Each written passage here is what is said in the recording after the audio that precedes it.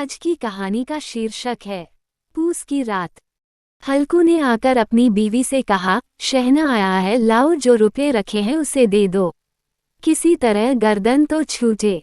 मुन्नी बहू झाड़ू लगा रही थी, पीछे फिरकर बोली, 3 ही तो रुपये हैं, दे दूं तो कंबल कहाँ से आएगा। माघ पूस की रात खेत में कैसे कटेगी, उससे कह दो फसल पर रुपये देंगे, अभी नहीं है। हल्कू थोड़ी देर तक चुप खड़ा रहा और अपने दिल में सोचता रहा, पूस सर पर आ गया है, बगैर कंबल के खेत में रात को वो किसी तरह सो नहीं सकता। मगर शहना मानेगा नहीं, घुड़कियां देगा।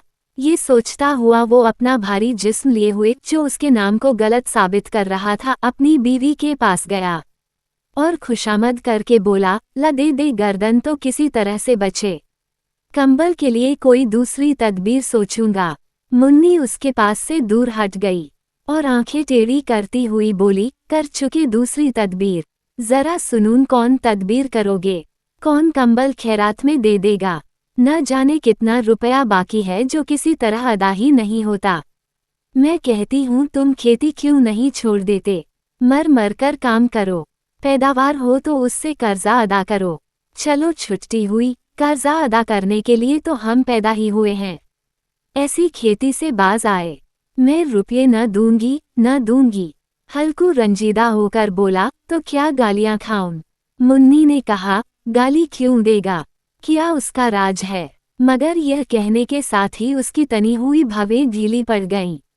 हल्कू की बात में जो दिल दहलाने देने वाली सदाकत थी, मालूम होता था कि वो उसकी जानिब टकटकी बांधे देख रही थी। उसने ताक पर से रुपये उठाए और लाकर हल्कू के हाथ पर रख दिए। फिर बोली, तुम अब की खेती छोड़ दो, मजदूरी में सुख से एक रोटी तो खाने को मिलेगी, किसी की धौंस तो न रहेगी। अच्छी खेती है, मजदूरी करके लाओ, वो भी उसमें झोंक दो, उस पर से धौंस। हल्कू ने रुपये लिए और इस तरह बाहर चला। मालूम होता था वो अपना कलेजा निकाल कर देने जा रहा है। उसने एक एक पैसा काट कर 3 रुपये कंबल के लिए जमा किए थे, वो आज निकले जा रहे हैं। एक एक कदम के साथ उसका दिमाग अपनी नादारी के बोझ से दबा जा रहा था।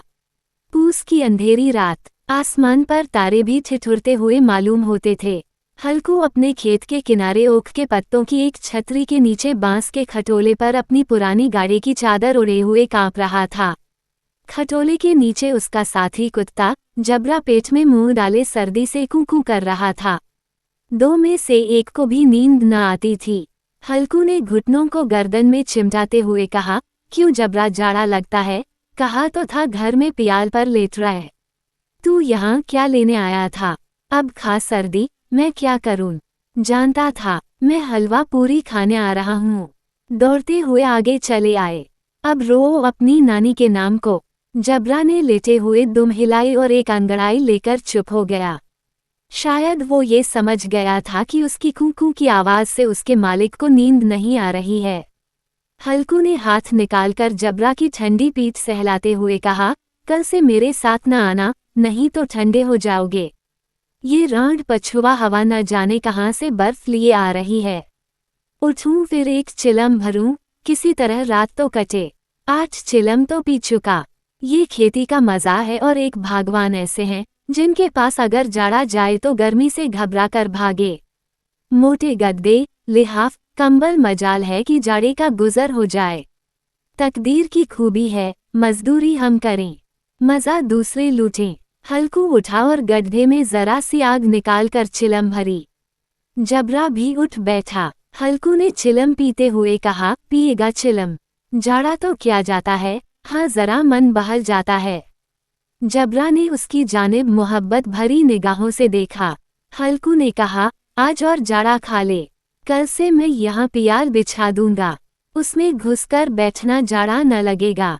जबरा ने अगले पंजे उसके घुटनों पर रख दिए और उसके मुंह के पास अपना मुंह ले गया। हल्कू को उसकी गर्म सांस लगी।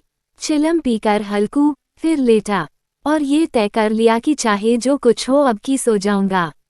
लेकिन एक लम्हे में उसका कलेजा कांपने लगा। कभी इस करवट लेटा, कभी उस करवट। जाड़ा किसी भूत की मानिंद उसकी छाती को दबाए हुए था।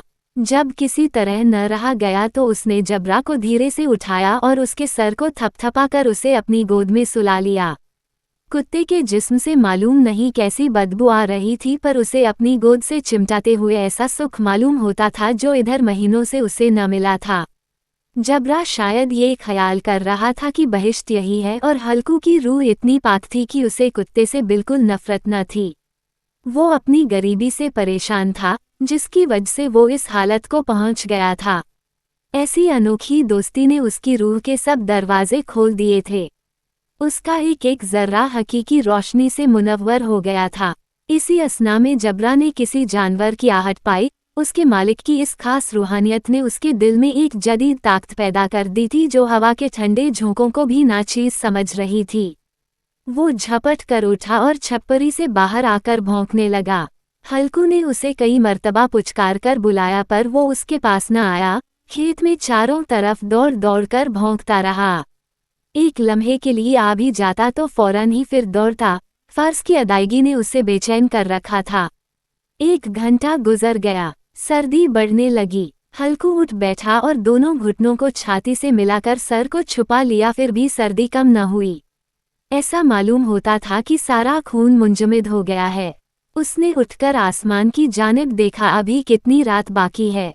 वो 7 सितारे जो कुतुब के गिर्द घूमते हैं, अभी अपना निस्फ दौरा भी खत्म नहीं कर चुके। जब वो ऊपर आ जाएंगे तो कहीं सवेरा होगा। अभी 1 घड़ी से ज्यादा रात बाकी है। हल्कू के खेत से थोड़ी देर के फासले पर एक बाग था। पतझड़ शुरू हो गई थी। बाग में पत्तों का ढेर लगा हुआ था। हल्कू ने सोचा, चलकर पत्तियां बटोरूं और उनको जलाकर खूब तापूं। रात को कोई मुझे पत्तियां बटोरते देखे तो समझे कि कोई भूत है, कौन जाने कोई जानवर ही छुपा बैठा हो। मगर अब तो बैठे नहीं रहा जाता। उसने पास के अरहर के खेत में जाकर कई पौधे उखाड़े और उसका एक झाड़ू बनाकर हाथ में सुलगता हुआ उपला लिए बाग की तरफ चला। जबरा ने उसे जाते देखा तो पास आया और दुम हिलाने लगा। हल्कू ने कहा, अब तो नहीं रहा जाता जबरू, चलो बाग में पत्तियां बटोर कर तापे, टाठे हो जाएंगे तो फिर आकर सोएंगे। अभी तो रात बहुत है।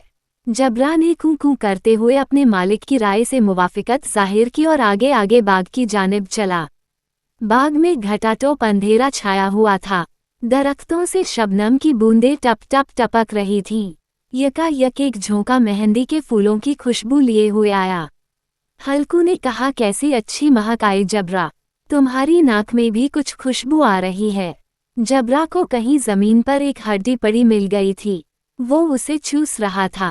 हल्कू ने आग जमीन पर रख दी और पत्तियां बटोरने लगा। थोड़ी देर में पत्तों का एक ढेर लग गया। हाथ ठिठुरते जाते थे, नंगे पांव गले जाते थे और वो पत्तियों का पहाड़ खड़ा कर रहा था। उसी अलाव में वो सर्दी को जलाकर खाक कर देगा। थोड़ी देर में अलाव जल उठा। उसकी लौ ऊपर वाले दरख्त की पत्तियों को छू छू कर भागने लगी। इस मुतज़लज़ल रोशनी में बाग के आलीशान दरख्त ऐसे मालूम होते थे कि वो इस ला इंतहा अंधेरे को अपनी गर्दन पर संभाले हों। तारीकी के उस अथाह समंदर में ये रोशनी एक नाव के मानिंद मालूम होती थी। हल्कू अलाव के सामने बैठा हुआ आग ताप रहा था। 1 मिनट में उसने अपनी चादर बगल में दबा ली और दोनों पांव फैला दिए। गोया वो सर्दी को ललकार कर कह रहा था, तेरे जी में आए वो कर। सर्दी की इस बेपायां ताकत पर फत पा कर वो खुशी को छुपा न सकता था। उसने जबरा से कहा, क्यों जबरा, अब तो ठंड नहीं लग रही है। जबरा ने कूं कूं करके गोया कहा, अब क्या ठंड लगती ही रहेगी। पहले ये तदबीर नहीं सूझी, नहीं तो इतनी ठंड क्यों खाते।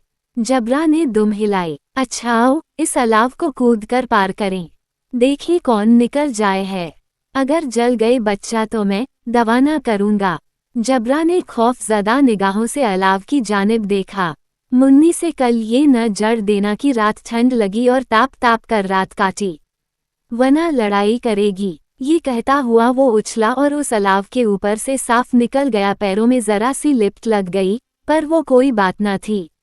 जबरा अलाव के गिर्द घूम कर उसके पास खड़ा हुआ। हल्कू ने कहा, चलो चलो, इसकी सही नहीं, ऊपर से कूदकर आओ। वो फिर कूदा और अलाव के उस पार आ गया। पत्तियां जल चुकी थीं। बागीचे में फिर अंधेरा छा गया था। राख के नीचे कुछ कुछ आग बाकी थी, जो हवा का झोंका आने पर जरा जाग उठती थी, पर एक लम्हा में फिर आंखें बंद कर लेती थी। हल्कू ने फिर चादर ओढ़ ली और गर्म राख के पास बैठा हुआ एक गीत गुनगुनाने लगा। उसके जिस्म में गर्मी आ गई थी, पर जूं जूं सर्दी बढ़ती जाती थी उसे सुस्ती दबा लेती थी। दफा तन जबरा जोर से भौंक कर खेत की तरफ भागा। हल्कू को ऐसा मालूम हुआ कि जानवर का एक गोल उसके खेत में आया।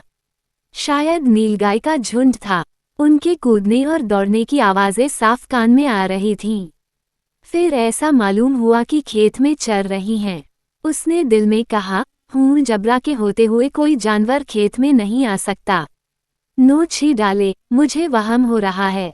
कहाँ, अब तो कुछ सुनाई नहीं देता, मुझे भी कैसा धोखा हुआ।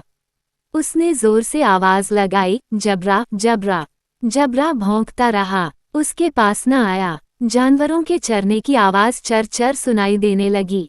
हल्कू अब अपने को फ्रेब न दे सका, मगर उसे उस वक्त अपनी जगह से हिलना जहर मालूम होता था। कैसा गरमाया हुआ मजे से बैठा हुआ था।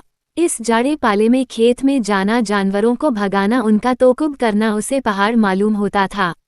अपनी जगह से न हिला।